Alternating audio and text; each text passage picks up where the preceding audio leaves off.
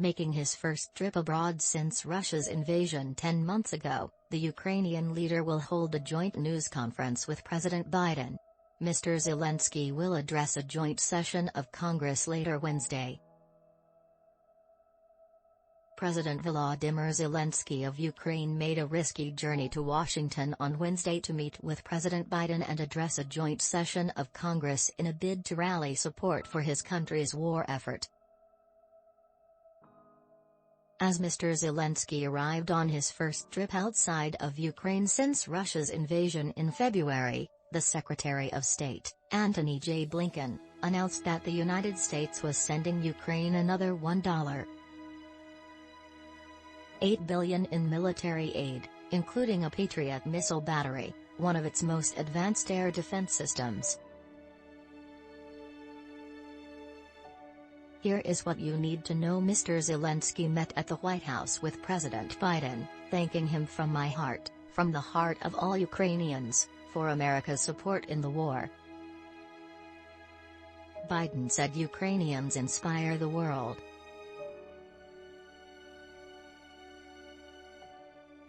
The two leaders were expected to hold a joint news conference scheduled to start at 4:30 p.m. Deliveries of new U.S. weapons, including the Patriot missile battery, will lead to an aggravation of the conflict and do not bode well for Ukraine, Dmitry Peskov, the Kremlin spokesman, said.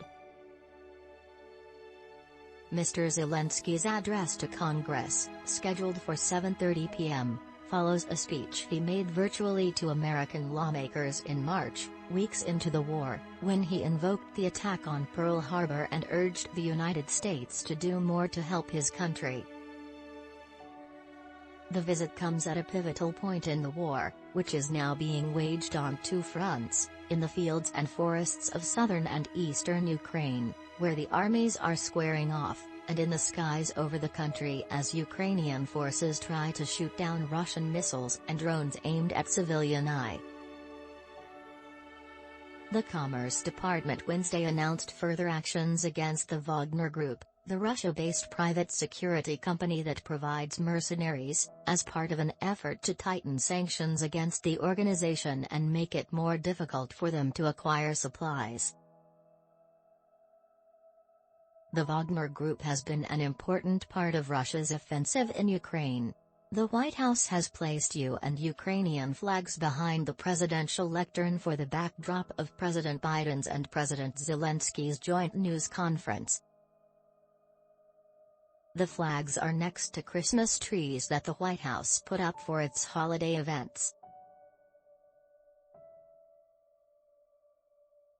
Washington. The United States will provide Ukraine with its best air defense system for guarding against enemy warplanes, drones and cruise missiles as part of a new package of military aid to Kyiv valued at up to $1.8